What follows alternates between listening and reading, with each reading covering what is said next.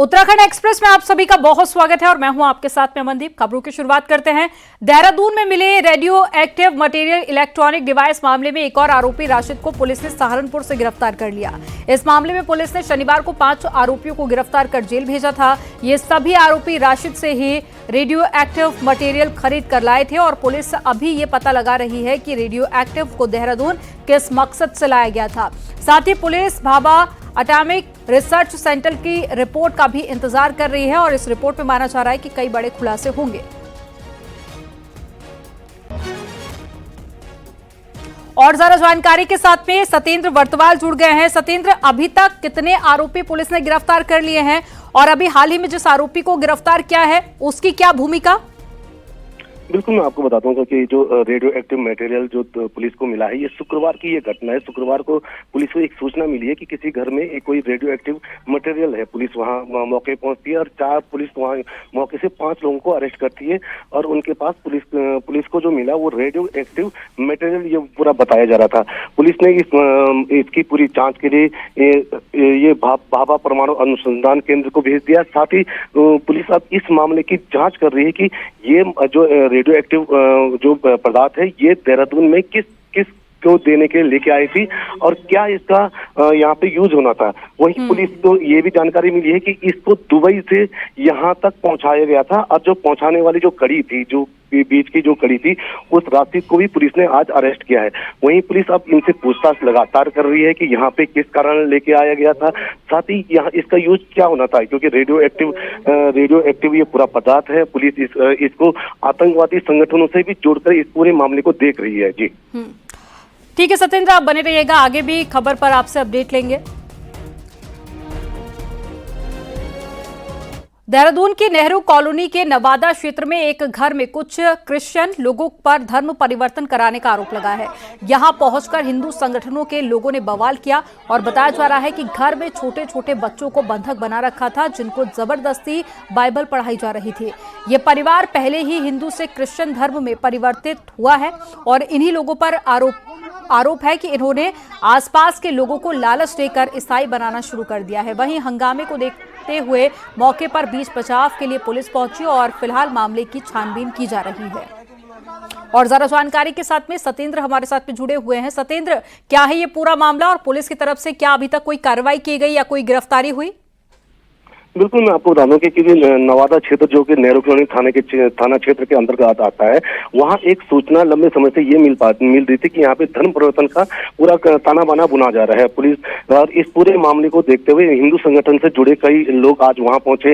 वहाँ पे बवाल हुआ, वहाँ पे लड़ाई झगड़े भी देखने को मिला और पुलिस उसके बाद बीच बचाव के लिए वहाँ पे पहुंची। वहीं अभी तक जो जानकारी मिल रही है कि पुलिस इस पूरे मामले की जाँच कर रही है कि किस तरीके से ये धर्म परिवर्तन का ये मामला था, किस तरीके से यहाँ पे ये जो लोग हैं, क्योंकि ये भी जानकारी अभी तक आई है कि जो जिस घर में ये पूरा ताना बाना बुना जा रहा था वो भी हिंदू संगठन, वो पहले हिंदू थे और वो कुछ समय पहले ही उन्होंने ईसाई धर्म को अपनाया था। अब पूरे मामले की पुलिस एक बार फिर जांच कर रही कि क्या, क्योंकि उत्तराखंड में धर्म परिवर्तन के लिए एक कठोर कानून बनाया है, उस कानून को देखते हुए अब पुलिस पूरे मामले की इसमें जाँच कर रही है। जी, जानकारी देने के लिए बहुत शुक्रिया सतेंद्र आपका।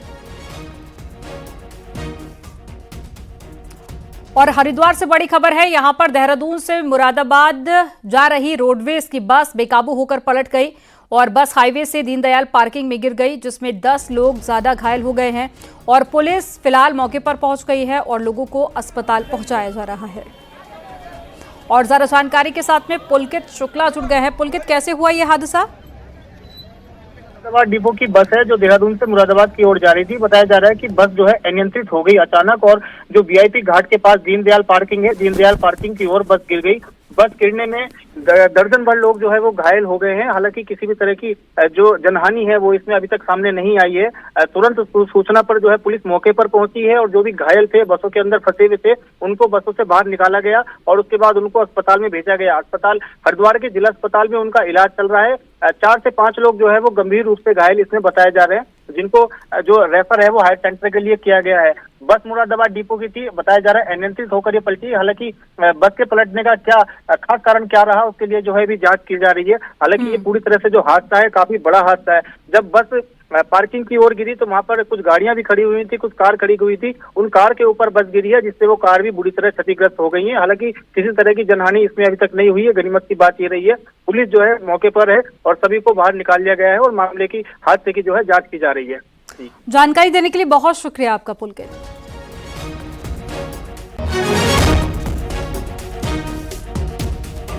All India Muslim personal law board की आज दिल्ली में बैठक हुई, जिसमें 8 प्रस्ताव पास हुए। मुस्लिम बोर्ड यूसीसी को कोर्ट में चुनौती देने की तैयारी कर रहे हैं और साथ ही बोर्ड के प्रवक्ता कासिम रसूल इलियास ने कहा है कि यूसीसी देश की विविधता के खिलाफ है। वहीं तलाक के बाद में महिलाओं को गुजारा भत्ता देने पर भी आपत्ति जाहिर की। सुप्रीम कोर्ट के फैसले को महिलाओं के खिलाफ भी बताया।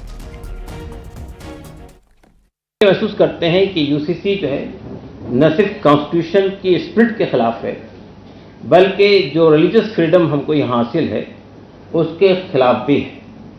तो हमने ये बात कही गई है कि यूसीसी के सिलसिले में अगर सेंट्रल गवर्नमेंट या स्टेट गवर्नमेंट भी कोई बात तय करती है तो उन्हें इससे रेफ्रेन करना चाहिए, इससे अपने आप को परहेज करना चाहिए। और अभी जो उत्तराखंड का यूसीसी मंजूर हुआ है उसको भी अगर आप देखेंगे, गौर से पढ़ेंगे, तो आप देखेंगे कि बहुत सारी ऐसी चीज़ें उसमें हैं जो आम आदमी को परेशान करती हैं।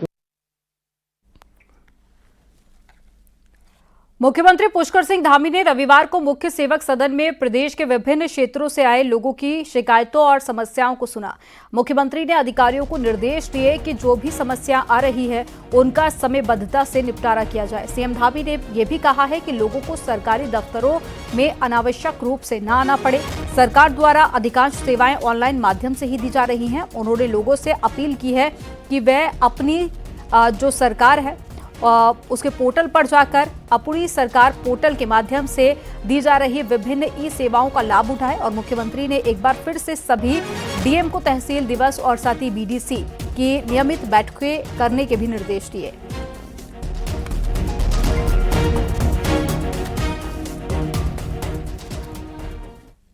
विधानसभा उपचुनाव में मिली हार के बाद में बीजेपी के अंदर कैडर वर्सेस बाहरी के मुद्दे पर घमासान छिड़ गया है। सरकार खास करके बद्रीनाथ सीट पर मिली हार पर अब कैडर वर्कर खुलकर सामने आ रहे हैं और पार्टी के अंदर एक मत है कि बद्रीनाथ में कांग्रेस छोड़ बीजेपी में आए राजेंद्र भंडारी को पार्टी कार्यकर्ता स्वीकार नहीं कर पाए। रिपोर्ट आपको दिखाते इसी से जुड़ी हुई।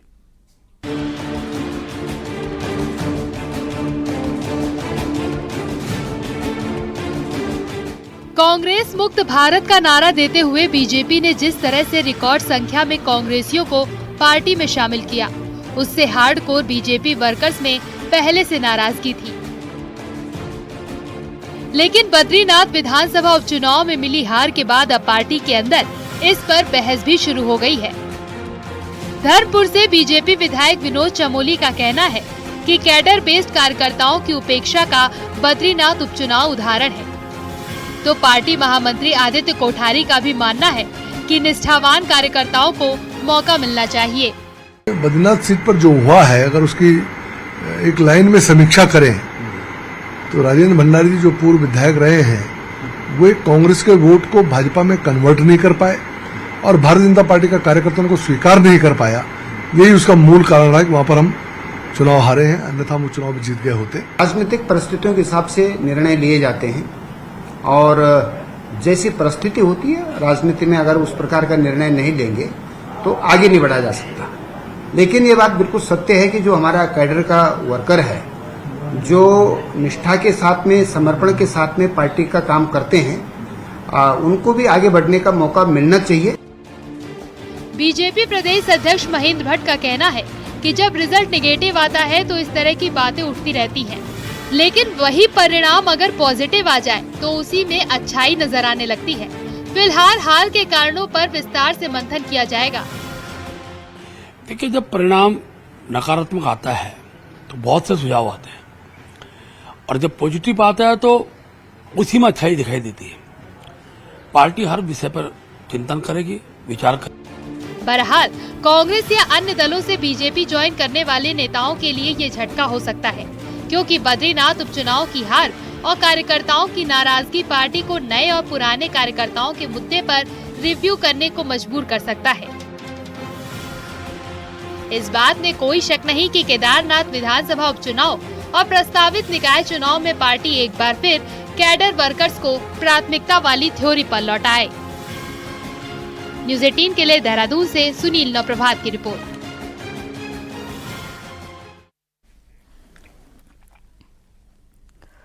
मंगलौर और बद्रीनाथ उपचुनाव में मिली जीत ने कांग्रेस को रिचार्ज कर दिया है। जहां एक ओर हार पे हार से निराश कार्यकर्ता उत्साहित हैं, तो वहीं दूसरी ओर कांग्रेस छोड़ने का जो सिलसिला शुरू हुआ था, पार्टी को उम्मीद है कि उस पर अब ब्रेक लग जाएगा। रिपोर्ट आपको दिखाते हैं।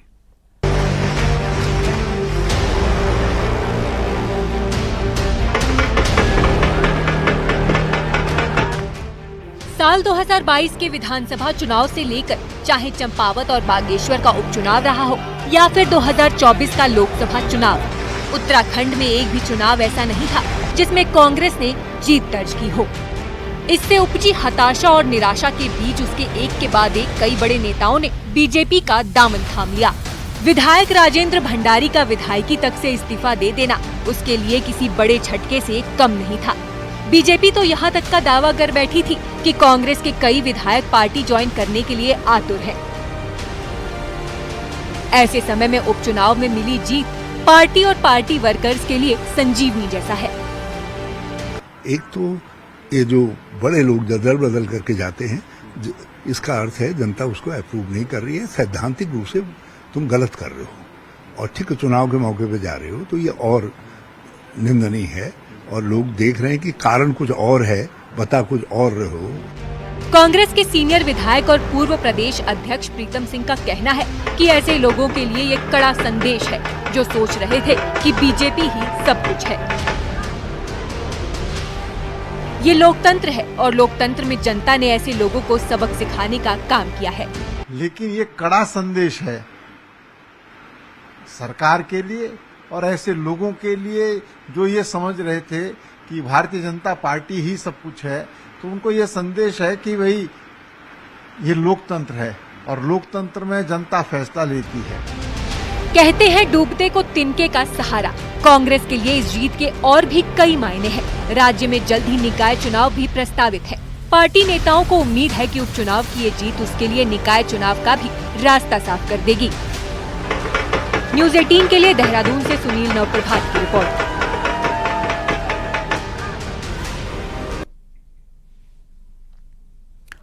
पिथौरागढ़ की धारचूला तहसील में तीजम और वतन को जोड़ने वाला कच्चा पुल बीते दिनों बरसात में बह गया, जिसके बाद में अब लोग जिंदगी दांव पर लगाकर आवाजाही करने को मजबूर हैं। इस इलाके में 18 परिवार रहते हैं और पुल बहने के बाद में ये लोग अपनी जरूरत के सामान लाने के लिए भी रस्सियों के सहारे आर पार जा रहे हैं। तेज नदी के ऊपर रस्सियों की मदद से भले ये लोग आवाजाही कर रहे हों, लेकिन ये सफर कभी भी किसी की जिंदगी पर भारी पड़ सकता है।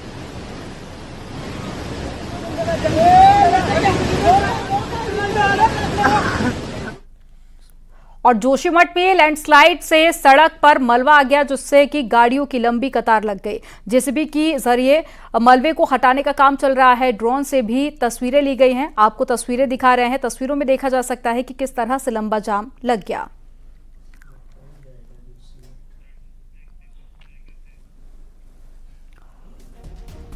चमोली में बद्रीनाथ नेशनल हाईवे पर पाताल गंगा के पास में बनाई गई सुरंग को खतरा पैदा हो गया है। 3 दिन पहले पहाड़ टूटने की वजह से भारी मात्रा में पत्थर टूटकर सुरंग को काफी नुकसान पहुंचा चुके हैं और आगे भी पहाड़ टूटने का खतरा बना हुआ है। इस जगह पर गाड़ियों के गुजरने में भी काफी दिक्कतों का सामना करना पड़ रहा है और अगर तेज बारिश हुई तो एक बार फिर से भूस्खलन भी हो सकता है। ऐसे में पाताल गंगा के पास में आवाजाही भी खतरनाक बनी हुई है।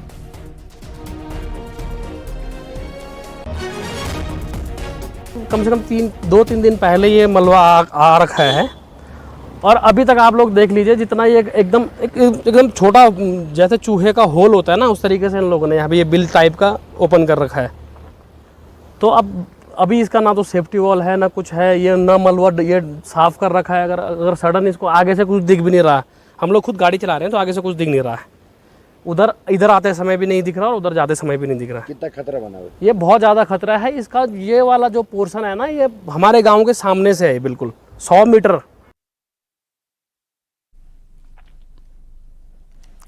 बीते कुछ दिन पहले पुणे के लोनावला में तेज पानी आने से 2 परिवार पानी में बहाव में बहने का वीडियो सोशल मीडिया पर जमकर वायरल हुआ था। कुछ इसी तरह का न्योता दे रहा है देहरादून रॉबर्ट्स केव।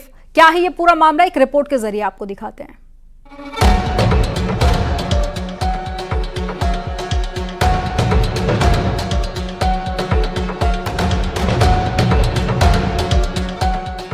देहरादून के रॉबर्ट्स केव की ये तस्वीरें बीती 23 जून की हैं, जिसमें आप देख सकते हैं कि किस तरह लोगों की भारी भीड़ उमड़ी हुई है।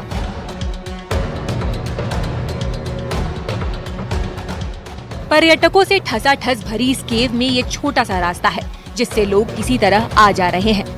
कुछ ऐसी ही भीड़ इन दिनों फिर रॉबर्ट्स केव में देखी जा रही है और दूसरे प्रदेशों से आए लोग अपनी जान से खेल रहे हैं, क्योंकि इन दिनों प्रदेश में बारिश हो रही है और आसन नदी का पानी कभी भी बारिश के दौरान बढ़ सकता है। कुछ दिनों पहले भी कई लोग नदी में फंस गए थे, जिनको एसडीआरएफ ने रेस्क्यू किया था। वहीं न्यूज 18 से बात में टूरिस्टों ने बताया कि यहाँ किसी भी प्रकार की सेफ्टी नहीं है और पानी बढ़ते ही कोई भी हादसा हो सकता है। हम लोगों ने अभी गुच्ची पानी में वहाँ देखा, काफ़ी अंदर तक जगह है, अंदर तक लगभग 500 मीटर अंदर जाना है वहाँ पे, और कहीं कहीं पानी ज़्यादा है, कमर से भी ऊपर है, तो इसलिए हम लोग जा नहीं पाए वहाँ, लेकिन बाहर से ही घूम के चले आए। कोई नहीं था भाई, कोई नहीं था, भीड़ है बस, और कुछ नहीं है यहाँ। हाँ ये तो है ही, खतरा तो बनेगा ही, भीड़ है, कोई बताने वाला नहीं है, पानी कब तेज हो जाए कुछ पता थोड़ी नहीं है। अंदर क्या, अंदर तो फंसने का है, कोई सिक्योरिटी नहीं, कुछ भी नहीं। अगर ज़्यादा बारिश आ जाए तो मरेगा आदमी। हाँ भीड़, बहुत ज़्यादा भीड़ है। प्रशासन की तरफ से भी रॉबर्ट्स केव में किसी भी प्रकार की व्यवस्था नहीं है, लेकिन कुछ स्थानीय लोग भी हैं जो पानी के बढ़ते ही सभी लोग को वहां से निकलने के लिए बोलते हैं। जब बारिश का ऐसा होता है, जो देखो हमारा जो आदमी है वो आदमी हमारे इस केव के ऊपर 2 तैनात रहते हैं।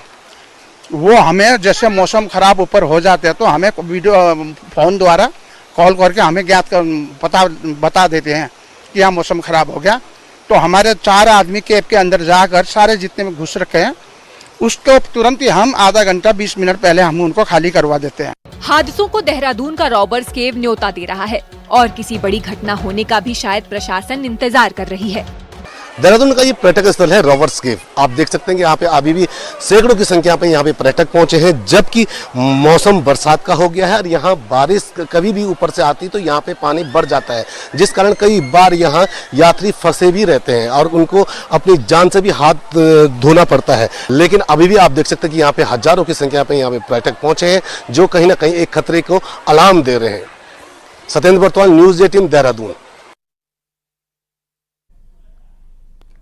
मानसून की बारिश के बाद में हेमकुंड साहिब में उत्तराखंड का राज्य पुष्प ब्रह्मकमल खिल चुका है और 15,000 से ज्यादा फीट की ऊंचाई पर स्थित प्रसिद्ध हेमकुंड के पास में ब्रह्मकमल के फूल खिले हुए हैं। इन दिनों पहाड़ों में जमकर बारिश हो रही है और ऊंचाई वाले इलाकों में रंग बिरंगे फूलों के साथ साथ ब्रह्मकमल के फूल भी खिल चुके हैं, जिसके दीदार करने के लिए तीर्थयात्री और सैलानी पहुंच रहे हैं।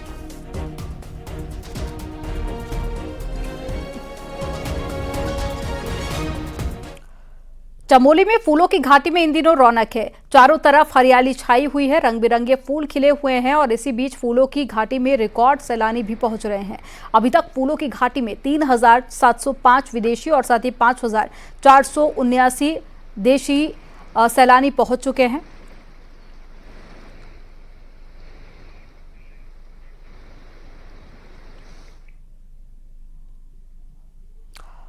और अब आपको दिखाते हैं पहाड़ टॉप 10।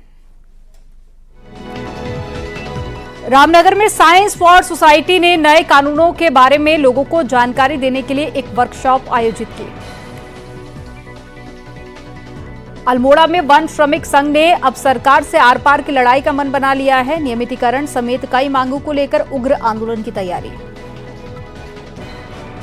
उपचुनाव में जीत के बाद में हरिद्वार में कांग्रेसियों ने विजय यात्रा निकालकर जीत का जश्न मनाया और ढोल नगाड़ों के बीच में एक दूसरे को मिठाई खिलाई।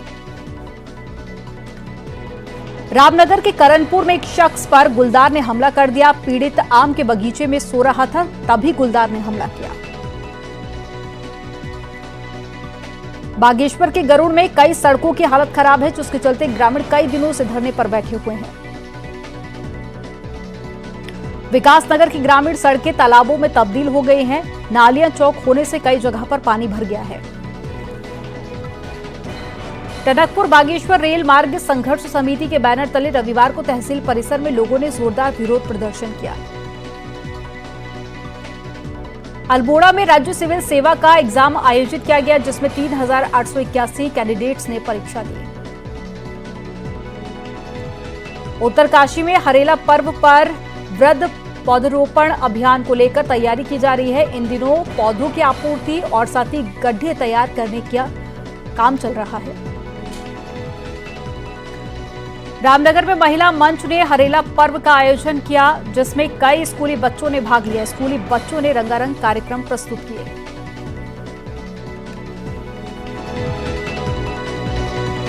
22 जुलाई से कांवड़ यात्रा शुरू होने जा रही है और हरिद्वार में पुलिस ने कांवड़ पटरी से अतिक्रमण को हटाया और प्रशासन की टीम ने बुलडोजर से अतिक्रमण को हटाया। वहीं डीएम ने सभी विभागों से कांवड़ तैयारियां समय पर पूरी करने के निर्देश भी दिए।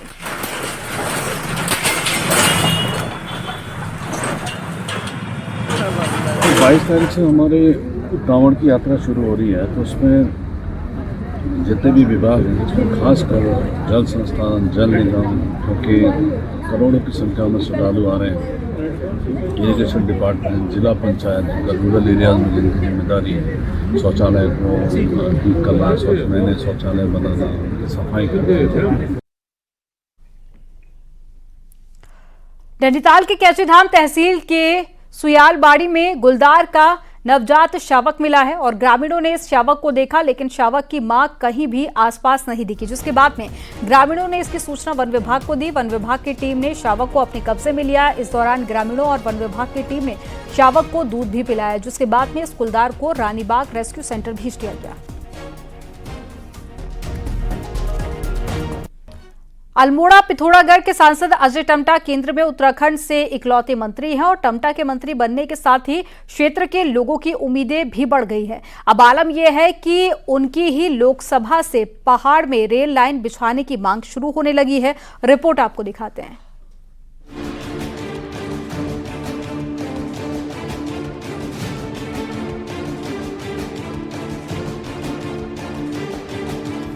अल्मोड़ा लोकसभा में जहां टनकपुर बागेश्वर रेल लाइन का सपना लोग ब्रिटिश समय से देख रहे हैं, वहीं त्रिवेंद्र सरकार में रामनगर चौखुटिया रेल लाइन को लेकर कुछ पहल हुई थी, लेकिन अरसा गुजरने के बाद भी इन दोनों रेल लाइनों को लेकर कोई ठोस पहल नहीं नजर आ रही है। 170 किलोमीटर लंबी टनकपुर बागेश्वर रेल लाइन का पहला सर्वे ब्रिटिश सरकार ने 1882 में किया था। आजाद भारत में भी इस रेल लाइन के लिए 5 बार सर्वे हो चुका है। यही नहीं, 2012 में इसे राष्ट्रीय महत्व की परियोजना में भी शामिल किया गया था, जबकि 2021 से इस रेल लाइन के लिए फाइनल सर्वे का काम हो रहा है। दूसरा, टनकपुर बागेश्वर की ऐतिहासिक रेल मार्ग सपनों सजे हुए थे और हम लगातार कर रहे हैं कि ऋषिकेश कर्णप्रयाग पूरा हो रहा है।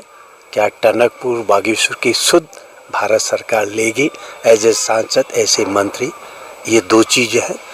टनकपुर बागेश्वर रेल लाइन जहां पर्यटन के लिए कारगर साबित हो सकती है, वहीं ये चीन और नेपाल बॉर्डर के सबसे करीबी रेल लाइन होगी। इस रेल लाइन के लिए 44,000 करोड़ से ज्यादा की लागत तय हुई है, जबकि रेल लाइन बनाने के लिए 475 हेक्टेयर जमीन का भी अधिग्रहण होना है। 65 टनलों से गुजरने वाली इस रेल लाइन को बनाने में 135 पुलों का निर्माण भी होना है। लेकिन सवाल ये है कि ये सब होगा कब, क्योंकि रामनगर चौखुटिया रेल लाइन बनने की भी उम्मीद लोग सालों से लगा रहे हैं।